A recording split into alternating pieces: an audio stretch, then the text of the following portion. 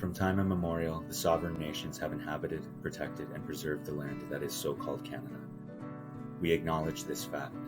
The land we serve is the traditional territory of many nations, including the Mississaugas of the Credit, the Anishinaabe, and the Chippewa. Real World's offices are in Toronto, which is covered by Treaty 13 with the Mississaugas of the Credit.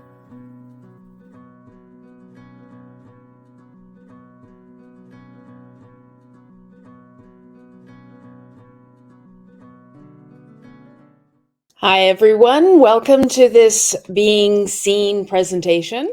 I am Lynne Ashton, the lead researcher on the Being Seen project.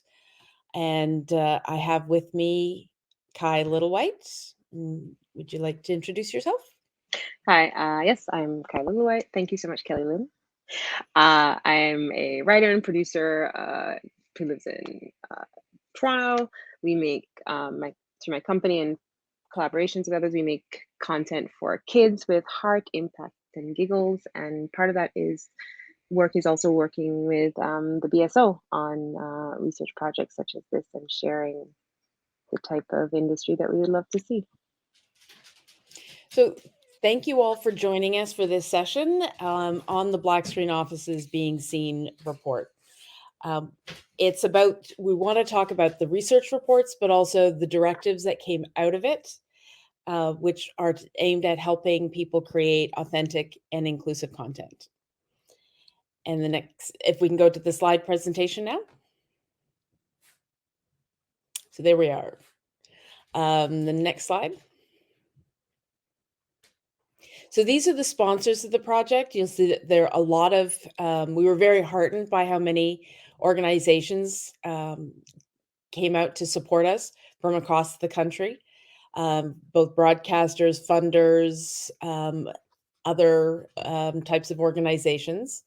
And it really reflected the industry's perception that we need to have some change, and the industry needed guidance to get there. Next slide. So in this presentation today, we're going to talk about 4 topics. What is authenticity? How do we create authentic representation? Who gets to tell the story? So can it be somebody outside of a community or not?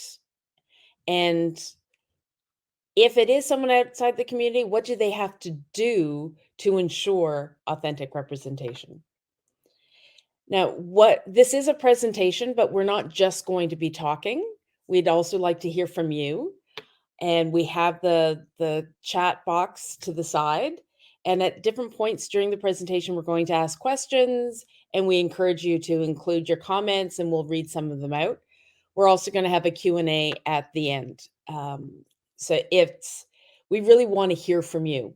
And one of the big things that I say about this project Being Seen is that it's not hard and fast rules. It's not yes and no. It's a conversation. And it's the beginning of a conversation where we want people to start thinking about things that they haven't necessarily thought of. And as part of that, you in the audience, we really want you to talk with us. Tell us what you think about what we're saying. Ask us questions, and let's all, develop our knowledge together. And so we're now going to go on to the next slide, which is going to give an overview of how Being Seen came together. In all of Canada's history until 2020, only 4 TV dramas made by and about Black Canadians had made it to air on a major broadcaster. Canada's screen output has been predominantly white, male, and heterosexual, even though Black people have been part of Canada's population since before Confederation. The system is broken. Or more accurately, it was designed to exclude Black creators and Black-focused content from the Canadian screen canon. So in 2021, the Black Screen Office set out to identify the central issues that create barriers for Black screen industry workers and Black audiences. While Black people are uniquely marginalized by Canada's screen industry, the BSO recognized that there are common experiences across all underrepresented groups. Examining and addressing inclusion and authentic representation holistically would be critical for the industry to become truly equitable. The BSO launched 3 research projects: Being Counted, Being Heard, and Being Seen. With the knowledge gained from this research, BSO can work with decision makers on tools and strategies to dismantle the industry's anti-Black practices and improve authentic representation overall. The 3 research projects look at the issues from different angles. Being Counted looks at audiences, specifically Black, Indigenous, and people of color audiences, whose preferences are usually hidden within general population data in traditional audience surveys. This basically makes them invisible to screen content decision makers. Through Being Counted, these decision makers gain insight into who they are missing, as well as these viewers' habits and preferences. Being Heard looks inward at the Canadian screen industry. It offers data on the prevalence of Black workers and their experiences. Black industry workers have not been examined in any meaningful way until now, and Being Heard will help identify ways to support their success. Being Seen looks at Canada's screen industry content. Inspired by Imaginative's protocols and pathways, Being Seen explores the perspectives of screen industry professionals and members of the viewing public who are Black, people of color, 2S LGBTQIA+, and people with disabilities. From across the country, more than 400 individuals from these communities participated in Being Seen focus groups and interviews in both English and French. Participants included members of the screen industries as well as the general public. For the Children's Media Report, we talked to children's media creators from the 4 communities, and also parents and children and youth ranging in age from 6 to 17. Knowing that individuals have multiple dimensions, BSO took an intersectional approach to this research, which allowed participants to talk about any aspects of their identity.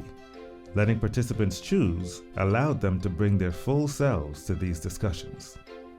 BSO also divided communities into subcategories whenever possible, such as a blind or deaf focus group within the people with disabilities category. This allowed for deeper exploration of specific communities. Within these Being Seen safe spaces, participants spoke with passion, strength, vulnerability, and at times, tears. They provided valuable insights into how Canada's screen industries can and must change to better reflect them and their needs. Many common themes emerged across the communities, as well as challenges unique to each community group. The result of this research is the Being Seen Core Report, which captures the universal themes shared across all 4 communities. There are also 5 companion reports, 1 in each community, and a Children's Media Report. Each report offers anecdotal insights on representation, as well as clear directives for industry leaders on how to create and commission more authentic and inclusive content. The data and perspectives that Being Counted, Being Heard, and Being Seen reveal establish an evidence-based foundation for change. This BSO research can and should support industry leaders to create and approve content that authentically represents the full diversity of Canada's communities. We also expect them to prompt more discussion and action on the structural changes that are needed to increase representation on set, on screen, and in industry boardrooms. So now my question is, for the audience, have you seen any of the Being Seen panels? Have you read the reports before attending this session? You can just put into the comments so we can get some idea of the familiarity of the audience.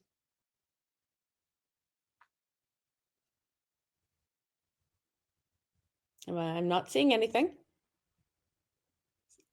Is that because technology is not showing it to me, or are people not commenting? I can't tell. Okay, I'm good. Okay, no comments. So we're just going to keep talking. So Next slide. So the question is, what is authenticity? And we get that a lot. What do we mean by it? We can go to the next. So authenticity is not representation. Representation is the number of people who are on screen. There have been a number of studies about representation, which I call counting faces. And it's important work that has to be done. Are people even being seen on screen? Because there are groups that don't see themselves at all. You know, people with disabilities, many of them do not see themselves at all. But authenticity goes beyond that to what is the quality of the representation? Are there stereotypes, tokens? Is it the same characters all the time? And as this quote illustrates, quite often it's a lack of intersecting identities.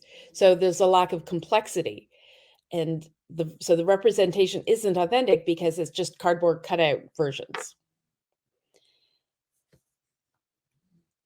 So as you can see from the quotes, people have a very negative reaction to that kind of simplistic representation. And some of the comments include about what does it mean to be authenticity is that it's being true and layered. So authenticity is a level of honesty. And one of the things that we get pushback on what is authenticity, where it's being referred to as censorship, saying you can and can't be something, but we're actually asking people to do the work to be more real. So if we can go to the next slide. So first question is, why is this important? And we have to go to the stats, which I think a lot of people aren't familiar enough with. How many people do we have from different communities within Canada? You know, 1 in 6 are people of color. 4% of the community identifies LGBTQ+, and that's probably underreported. 22% of Canadians live with a disability, and that community is very well aware of that number, because from their perspective, if 22% of Canadians are people with disabilities, why do we not see them on screen at all? And we've got 1.2 million in Canada who identify as Black. So this is significant percentages of the population, and it's only going to grow. So we need to ensure that our screens reflect that reality. The next. And I'm going to hand it over to Kai now to talk about what is authentic storytelling. Okay, thank you so much, Kelly Lynn. All right, authentic storytelling. There's 3 areas that emerged from the discussions that we're going to focus on. One is complexity. The other is storylines and characters. And the third is communities. And one at a time, we're going to dive deeper into these. Okay, can we go to the next slide? All right, so first up, looking at transgender and non-binary communities and communities with people with disabilities. These are often ones that are often under-addressed and not the first one on the list, because we do often tend to go with race first. But one of the things that it's worth noting is that for several communities, particularly the transgender and non-binary communities and people with disabilities, they felt that this was the first time that they had been asked to share their thoughts on representation, and we're very, very grateful to do so. So unlike other communities, people with disabilities, participants, they often couldn't identify a single film or a television show where they felt represented. And there was no video games that were mentioned in their focus groups. Another thing was for transgender and non-binary communities. We heard about the difficulty in getting roles. So in terms of as an actor, a trans actor, how the trans experience in Canada is very unique and different from the experience with US counterparts. And you also found this in other groups as well, Kelly Lynne. And then there was the trans and non-binary characters. When they are shown, it's often shown in these circumstances of trauma. And that has its own psychological impact. Okay. And It's weird. speaking about the no worries. Speaking about that impact, going into the idea of authentic storytelling, there were two types of demands when it came to the idea of complexity. And one of them is complexity in the storylines and the characters, and that move away from tokenism. So the one Black character, the one female one on the team, the one non-binary person, and even the stereotypes of what these characters should be. And the better representation, the other thing is the better representation of communities so that the diversity within a community could be seen and understood. So again, beyond the one Black character to multiple Black characters, and each one can stand on their own.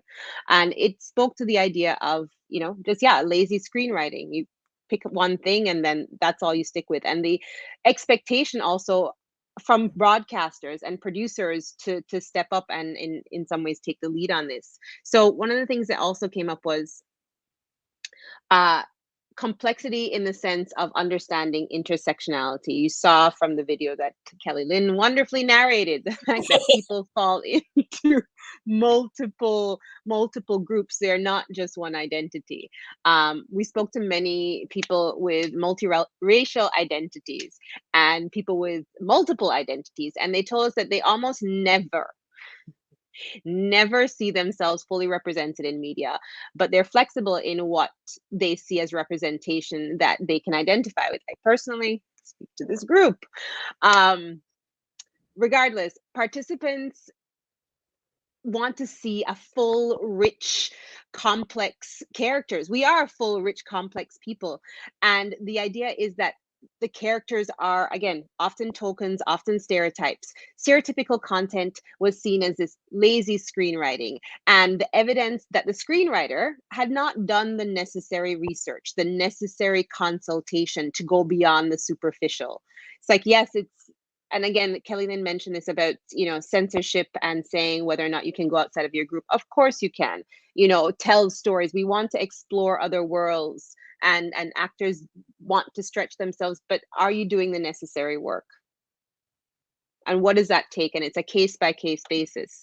And it talked about, our participants brought up that they didn't necessarily blame the writers, but they felt that producers, broadcasters, digital platforms and streaming services and distributors and funders, all these people in the chain of production that they aren't demanding authenticity in the products that they commission and and this perpetuates it, because if the people who are paying the money at the end of the day aren't saying this is what we need and this is what they demand, then how are you, as the one who is producing the content, you have to supply the demand.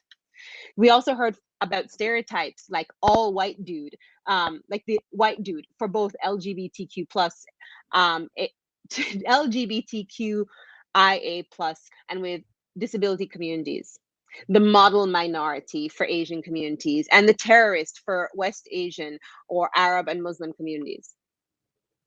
Can we go to the next slide? And we're going to continue talking about complexity. And again, I always think about ourselves, and we think about how complex we all are, and so what we expect for what we see on the screen. Authentic representation isn't just a nice to have. We have on the screen a quote from a one-on-one, one of our interviewees who spoke to the actual personal impact of poor or non-existent representation on screen. And they said, often people with disabilities feel, I don't see anybody like me or stories that are like mine being told, and therefore I don't dream those things.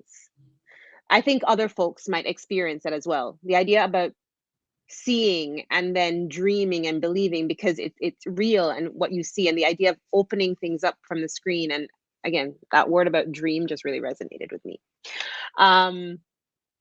But if we go on to the next slide, it goes a little bit further.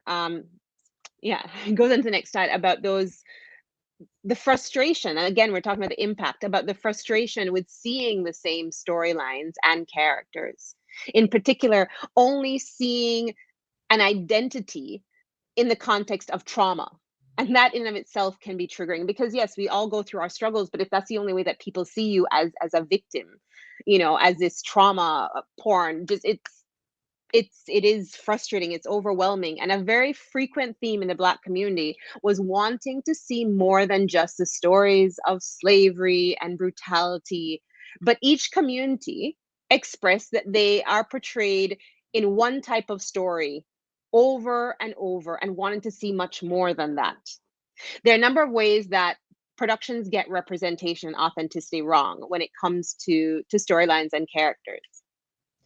We often see underrepresentation addressed by creating the best friend, the sidekick, the secondary character, who have very little character development or agency. Like maybe they're the person who's a science guy and they always come in with a science line and that's it. Or they're the funny one and they have the punchline and that's the only thing that they ever do and that's their one identity. Productions need to address this underrepresentation beyond substituting color or skin tone for race. For example, you're just checking a diversity box. Yes, we have the one Asian character, but what does that mean? Could you have just swapped it out with an African character or something else? There's also a tendency to lump all diversity categories into one character. For example, the Black queer friend, without giving any depth to that identity. There's one show in particular I'm thinking of. Anyway, and hold on. Sorry about that. So yes, the one Black queer friend. And what they pointed out with this, in terms of this heavy-handed characters whose existence isn't anything beyond the identity of the Black friend, and that's all you're going to talk about or think about, or the queer identity, and that's all you talk about or think about, is the nuance is lost. And the characters are not allowed to be anything beyond that single identity and that characteristic. Like, what's their favorite food? How do they like to go camping? What are their other interests? Again, we are all complex characters and in a sense demanding that of what we see on the screen. So the next slide, I'm going to give everybody a prep for this. We're asking you again to be interactive. And I always think of this in terms of content that's on screen. Is the goal is to make people feel. So we're asking you to share in the comments how the next few comments make you feel. And I'm going to read them out loud. And this is about single note characters and underrepresentation. This one reads, one thing that I find frustrating is a need for Black characters to either be too perfect or too rough around the edges. I'd love to see, like other characters, like just the full breadth of humanity being able to be shown. When fleshed out, it kind of helps society to be able to see us as we are well-rounded people. So that is one about the Black, from someone from the Black community, but I think it can extend to many other, for me, that one extends to many other identities and how there is very rounded. The next one on the next slide, it says this, and again, just think about how these are making you feel and what might resonate or what words. So the quote reads, being like the token gay friend in a friend group, or especially gay men where they are used to provide comic relief. If there's 3 friends in a group, there's the funny one. That's also a trope that I'm getting tired of. And again, whatever perspective you're coming at this industry from, whether it's just from an audience member or as someone who is part of the team in some area. Yeah, think about how if you know that this is what your audience, who you're creating this for, thinks, how is that impacting you? So we're getting some of the comments, and this is so cool. We're seeing them on the screen. So PDA Studios, and the amount of times I've seen the Black queer friend, I would be a millionaire. And I just want to go back to we were seeing comments in different places. We did see from our first question when we asked about how many were familiar with the project, with being seen, about half of you had said that. So we've got a 50-50 here in terms of who's familiar. And then here's another comment. Hallmark movies are guilty of the black friend character, drives me nuts.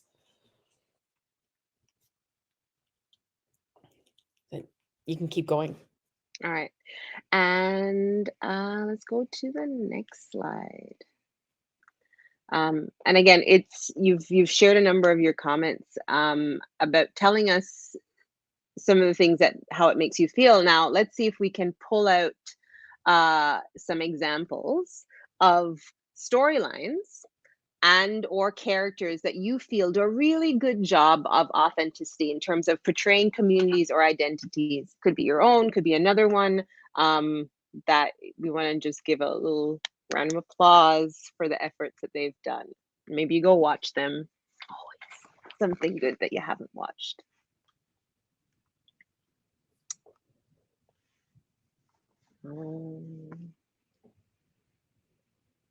Any ideas? Well, maybe we should keep going and people will write them as they think. Okay. There are there's someone mentioned this morning that they saw a new series. It's a preschool series, and I don't know if anyone, I'm just going to give a hint. It's about guardians and spirits, and it's very colorful and beautiful, and maybe someone will suggest that. If not, I will suggest at the very end. All right, the next slide that we have is we're talking about the communities and the impact on communities. This particular series that I'm mentioning actually brought me and a parent together because we were talking about how that made us feel and how it helped us to connect with our kids. And again, this is how, you think about who your audience is and the diversity of that audience, and in thinking about how we represent communities.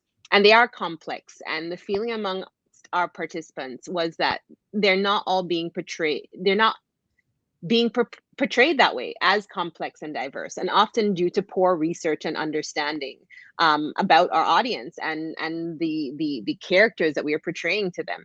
So, for example, productions don't capture the diversity of the Black diaspora, and South Asian characters are all portrayed similarly, even though that region is vast and its communities are incredibly diverse. Again, you think about South Asian, it is the continent of Asia, and there is the southern part of that continent. I know there's someone who is from India who said, I don't know what South Asian is. I am not, what is that? He's like, I come from this country. For him, it is very offensive to represent it that way.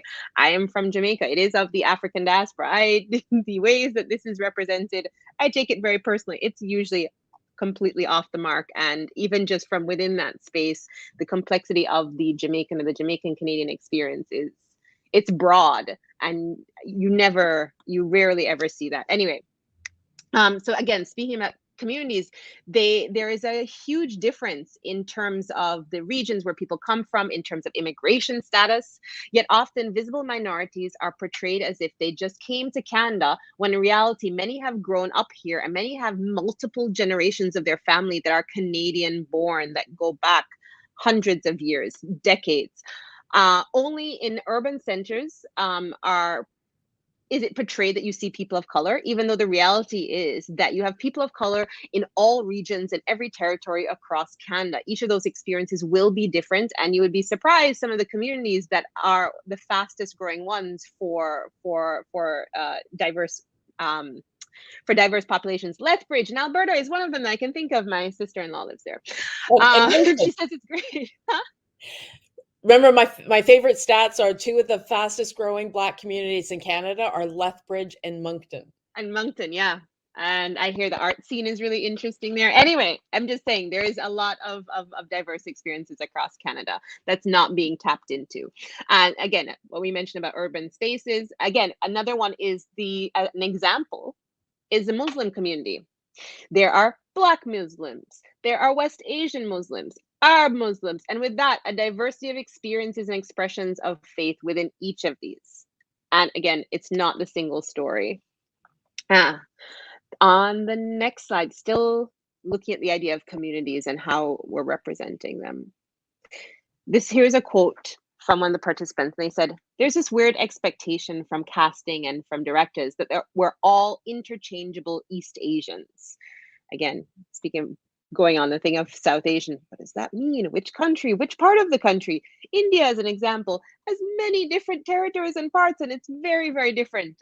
But we go on. Participants commented that the directors and the casting directors are often going for diversity that you can see, even if it's not authentic. And it often leads to casting that demonstrates to a community that the creators, the whole team, has not done the work. And again, with respect to this comment, and I'm not sure again what perspective you're coming from, whether it says an actor, casting director, and I've seen it in terms of casting, and it says what character can an actor play. How does this make you feel about the idea of an interchangeable race? That you can just cast anyone in a particular role. You can cast anybody for a Jamaican. Oh, we need, the Muslim person, someone in a hijab. It could be anywhere. They're just Middle Eastern. They could come from anywhere. It's good enough.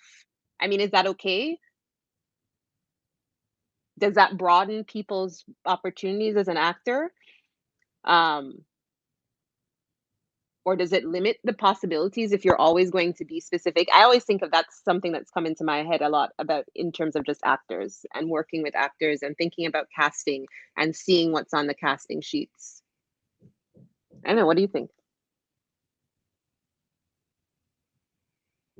Joanne Libbard says, not necessarily my community, but a show called The Bold Type does a great job of showing different communities authentically. There's a quote that we had from one of the participants who said, I can't remember the name of the show, Kelly Lynn, if you remember, they said that the show, again, similar to what you said, it's not part of their community, but it felt really real. Something about it just We are lady parts. Yeah. And I think that's part of it. It's that emotion feeling real. And again, if you meet someone from that community, that you can have a more informed, realistic conversation. And I think this is something that broadcasters sometimes miss, that they think about targeting a specific audience, like it's a Black show for a Black audience, missing that many audiences, they just want to see authenticity. And they can relate. If it is authentic, they can relate even if they are not from that community. And We Are Lady Parts was a great example because it's about a feminist punk band in the UK. And it's women, Muslim women from many different backgrounds. And I'm not Muslim and I'm not Black, but I really related to that show because of how real it was. So moving on. Yeah. And I think, and I think of this again, is that we consume media from cultures and storylines and characters who are not us. And if it's told really well and it has a sense of realism, we will get pulled in and sucked into a good story. Okay. So I saw a number of comments come up. Thank you so much for everyone who shared that. And yes, This Is Us has many elements of it that do create a new perspective on many different issues. So the next slide that we have looks at, again, speaking about the diversity of communities and disability communities, again, a community that is very often overlooked. This quote reads, "Everyone with disabilities experiences them differently, even if it's the same or similar disability. So representing everyone is a challenge, but to start would be fantastic." So you can see that with this quote, that people we interviewed recognize the challenges of capturing complexity and differences, but they are not giving a pass to productions that don't put in the effort. As this person notes, it's important to make a start. And I always remember this particular one, and I'll throw it in. It's from the author, who wrote American War, the book, and talked about just the pressure on creators to create the perfect story that's going to do everything. And that, it's a bit refreshing sometimes to not have to tell the story that does everything, because there's 15 others and they're telling a little piece of it. And so all together, you're getting the full complexity, but you have to start. You have to start with something. You have to at least authentically tell a perspective, and hopefully funders will allow other perspectives to be told. So as a whole smorgasbord, a whole menu of different perspectives of a community, of a blind community, of a hard of hearing community, of a deaf community, and each of these are unique. In our next slide, if we could jump there, I think. And this Kelly, is my this turn. is you. Yeah. So this is a big question that came up. It was a big topic of many of our focus groups, and it's probably the topic that we talk about most when it comes to panels and just people accosting us at cocktail parties. And it's the question of who gets to tell a story. Can you tell a story from outside a community?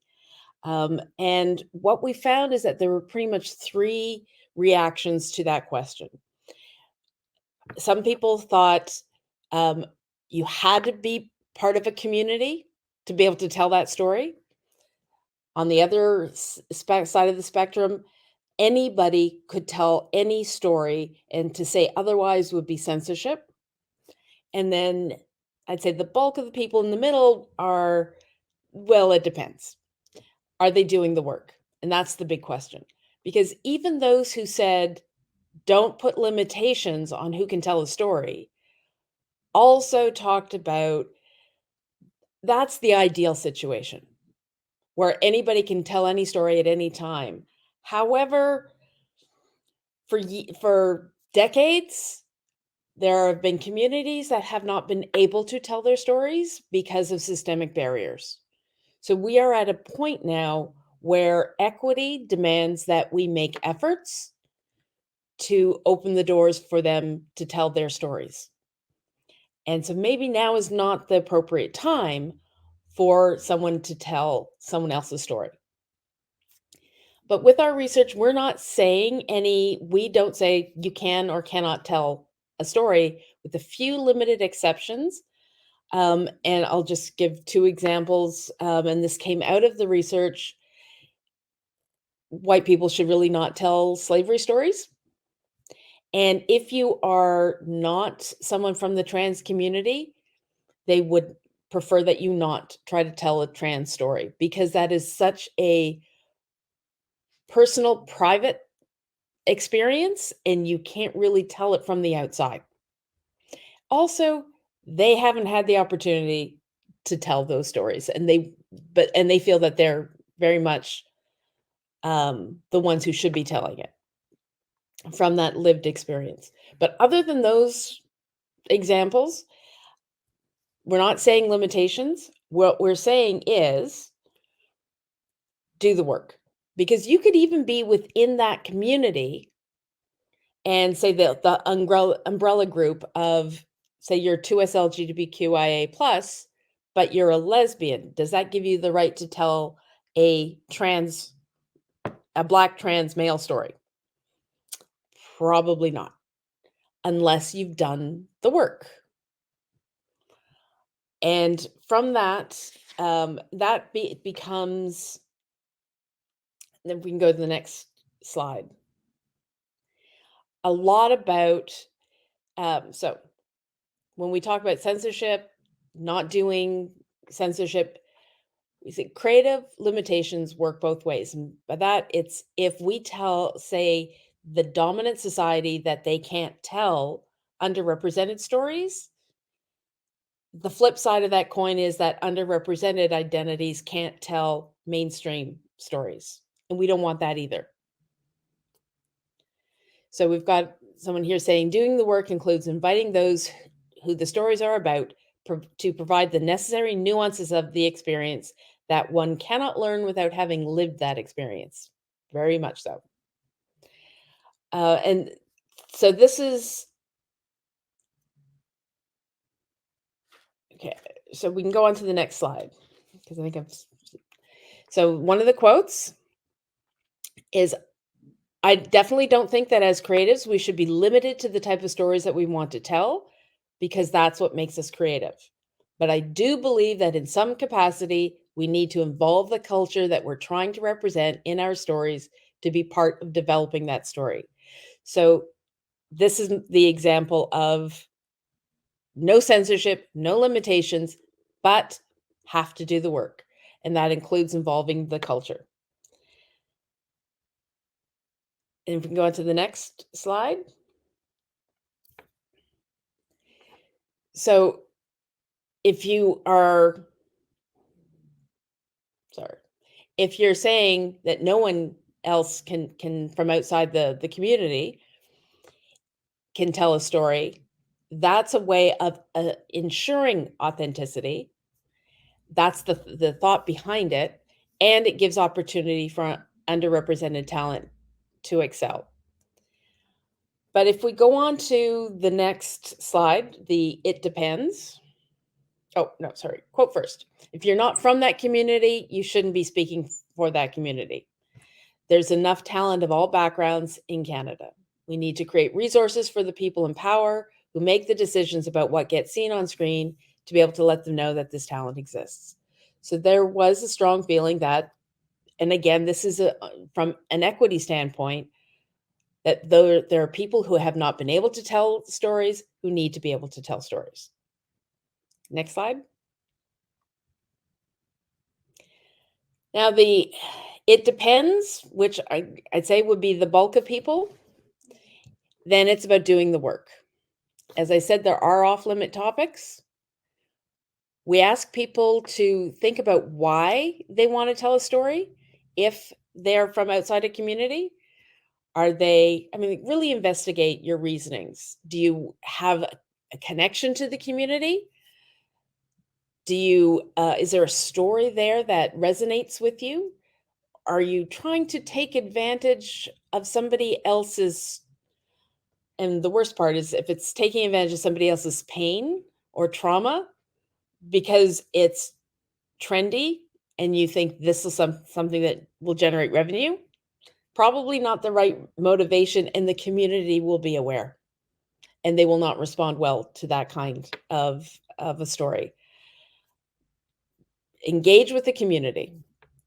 One of the recent examples that I like to talk about is Clement Virgo did a panel on his film that just was released at TIFF on brothers. And he said he was, as a Jamaican Canadian, telling a Jamaican Canadian story, still had to do the work to ensure it was authentic. Because while he is Jamaican Canadian, it was a story about a Jamaican Canadian woman bringing 2 sons to Canada, and he did not have that lived experience. So for him, he still had to do the work. If he had been not Jamaican, and the original underlying novel was about a Trinidadian family, and he changed it so that it related more to him. But if he had not even been from a member of the Black community, the level of work would have been greater. But so what we're saying is everybody has to do work. The amount and what you do is going to change depending on who you are, what the story is, the context. You know, the next one. So they have the right to make whatever stories they want, but it doesn't make sense when we do have limited representation to give voices to our minority stories from people who are the majority, who then might go on to misrepresent and portray us in a poor light. And one of the things we heard is that when people from outside a community tell a story badly, because we have limited screen time in Canada, then those stories, they're done. And broadcasters say, well, we've already had that story. So a badly done story from outside the community isn't just a badly done story. It's blocking other people from telling that story from the community more authentically. So we're asking everybody to do better. And that includes, we're asking broadcasters to do the work to ensure that they're commissioning content that comes from the right place. Next slide.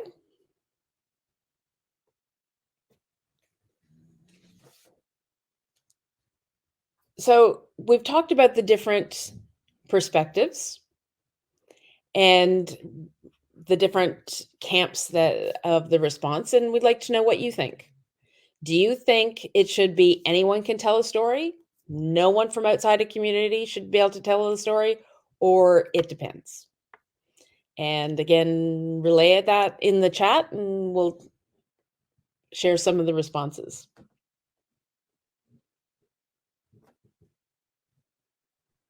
But we'll keep going in the meantime.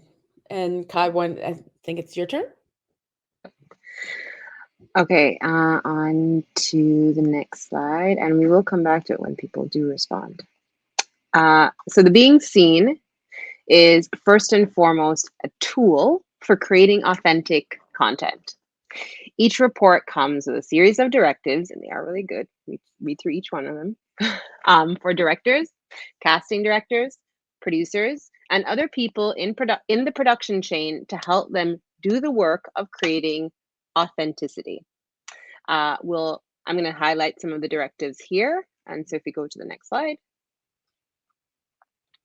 First one, review storylines, plots, locations, and characters for shorthand descriptions that could be perceived as stereotypes or tokens, and which fail to explore the complexity and the intersectionality of, again, characters, storylines, plots. The other one is about consultation.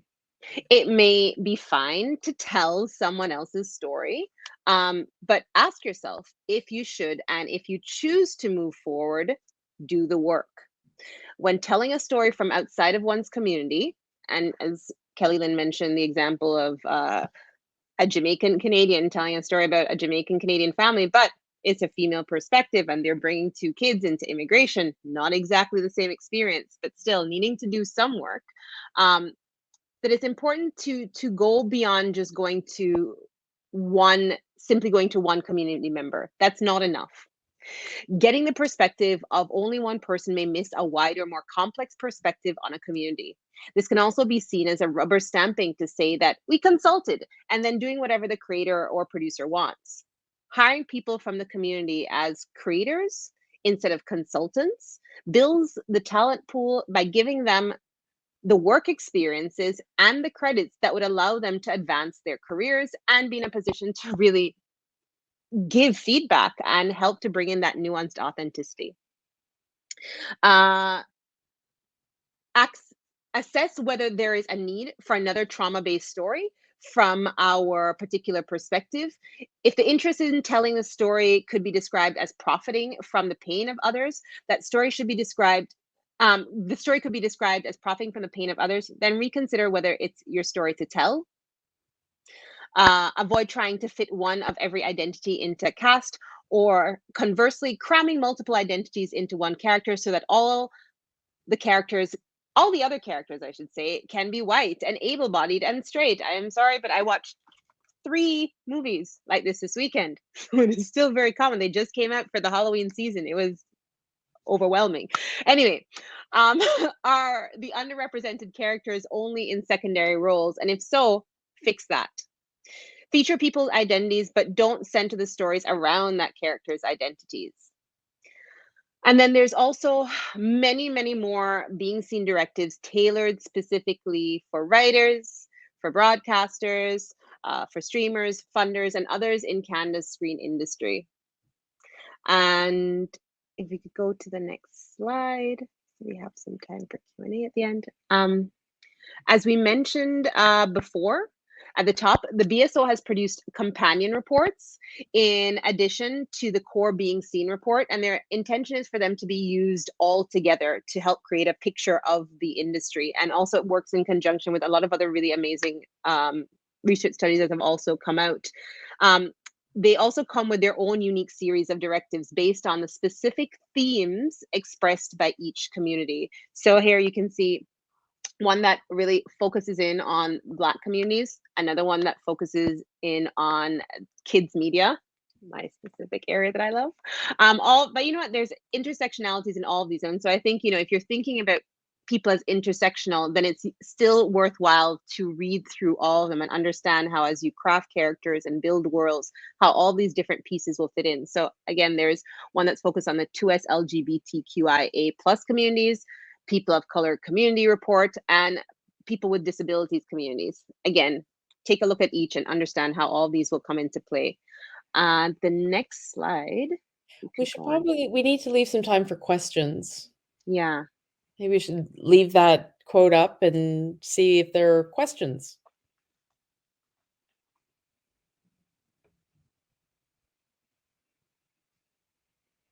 Nope.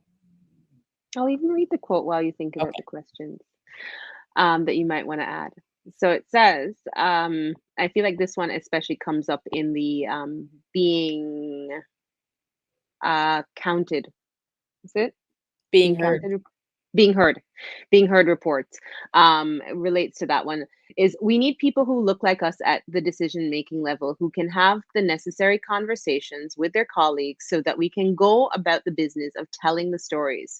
Because if we have to create the thing and have the difficult conversations, it's too much. Hire some people who look like me and pay them to help you do this properly and respectfully. Include us on all levels.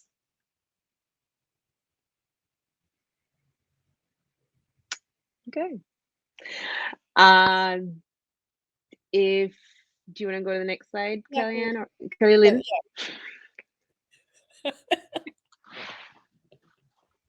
Yeah, let's go to the next slide. As the saying, Joanne said, are there any areas of research that you think need more exploration? The next stage of research, Kelly Lynn, this is one for you. Well, there's so much more research I'd love to do. I mean, one of the things that came up was religious minorities. It wasn't a target area, but when you get a group, particularly a group of South Asians together, you're going to be talking about the identity of Muslims and Hindus and Sikhs. And so we organically had a lot of conversations about that. And because of has happened a lot in the news, Muslim representation was really an important discussion, but we don't have the demographics to back any of that up. So that's one thing I'd love to tackle. But other things like body image, body size, what was some of the others? Colorism, and which is something that has transcends many different communities. We have a directive about just being aware of colorism and not inadvertently supporting or encouraging it. But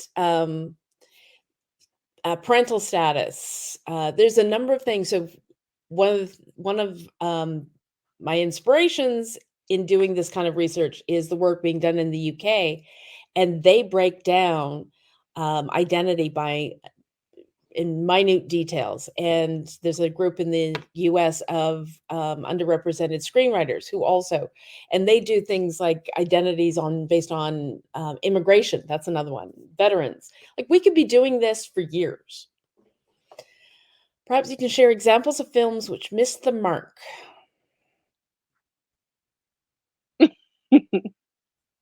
That would be probably a whole other hour. I know that, so there's, right off the top of my head, one example is the series Atypical, which involves an autistic lead character. And they did research with a group called Autism Speaks. And I don't believe they did the research to know enough about that organization. And within the autism community, it is seen to be a hate group. And I don't think it's because their philosophy is to cure autism rather than to support it as its own identity. So that's, and I think one of the other problems is that it's whenever we see an autistic person, it's almost always male and white. And that leads to, and it encourages difficulties in diagnosis for women and people of color. And those are communities where there's scientifically has been established that there are challenges in diagnosing. That's a big one. I think, there's a post that I can't really post, but it's like you have like rich kids who often fall into certain groups. They'll get, fancy diagnoses like, maybe autism or ADHD. And if you're from a poor community, often Black, you'll get behavioral disorders or expelled or imprisoned. And that's often how it will go down. So this idea, or, even that a child who is Black could be, gifted, or a South, Indian boy or Sikh boy could be a really great football player. Like these stereotypes that we perpetuate with what we see are very powerful in how people are treated in their day-to-day life, how you are engaged with it at school, how your educator, your teacher, your counselor, your principal, your neighbor, your coach treats you.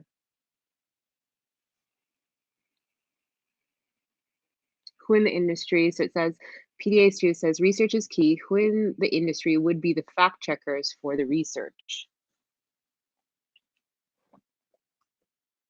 Kelly Lynn looks frozen, but one thing I always think of with research is that everything should be repeatable and it should be transparent. It's not something that's a secret. So anyone can look at the data and check the data and try and repeat it and see if they can find the same statistics. Look at the sample size. If you looked in another community, everything should be repeatable in data. It should be open and accessible. You should be able to compare it. And it's to some extent why the BSO, and I'm going out on a limb with Kelly not here, why the BSO is doing sessions like this, so everyone is aware, and it's up to us to hold persons putting research out accountable. Because it's like, have you read it? Does it make sense? Is there a follow-up of it? How is it being used? Does this seem applicable? Are there other areas that are not being addressed? Can you form an organization that can do additional research? And so all of this is, yes, for us as a public to as persons in the industry, as audience members, to take a more active role. And Kelly Lynn's not here. But I don't know if anybody else had any questions. I know there's a few other people from the BSO who are also here.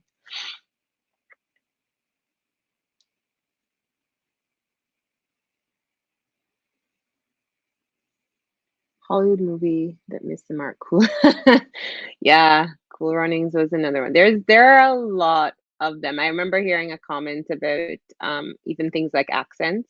And you think about it, for certain accents, there's lots of voice coaches to help you to nail that perfect, South Wales or whatever accent. And when it comes to other things, like, I say a Jamaican accent or Trinidadian accent or whatever, there's, I don't know who the voice coaches are. And the number of people who say, yeah, I can do a Jamaican accent.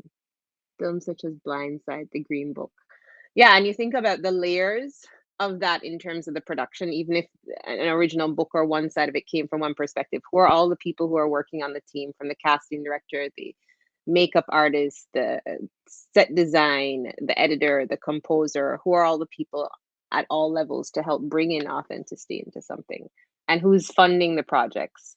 And how are people able to access, audiences? Who's the marketing people along the way? And I think that's a big part of the VSO's work, is all the people at all the different stages to help make sure something is brought to the public in an authentic way. I think we're almost at time. Ottawa Rachel says, do funders and greenlighting committees respond positively to stories which challenge stereotypes such as...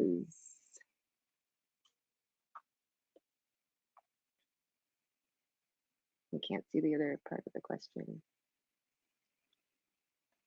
But I think, in terms of the directives for the Indo-Canadian character who is a football star, the Black character who is not good in sports is a math whiz.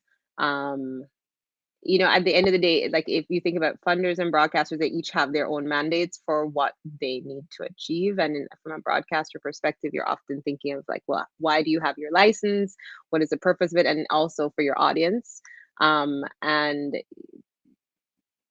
you're factoring, what's going to bring in the audience. There's always the freedoms of digital streaming versus broadcast, and balancing that out. So is it your audience that's a benefit of the being counted research, and that it is this audience, it is race-based audience research, which helps to identify that there are audiences who are reflected in that story. But beyond that, as Kelly Lynne mentioned before, it's about telling good stories that everyone can connect with, and helping to create opportunities for talent to rise and for people to get the experience so they can create content at the level to justify specific budgets. I'm not sure if Kelly Lynne's going to come back anytime soon, but if not, we are at 1 o'clock, and I guess on behalf of the BSO, and thank you Real World for having us here and creating this space. If you haven't read the reports, please read them, go through the directives, think about how within your own organizations, your own projects, how you operate in this industry, how you can take them in and bring that voice to the projects that you work on. And because that's the goal, and that's how we're holding ourselves accountable.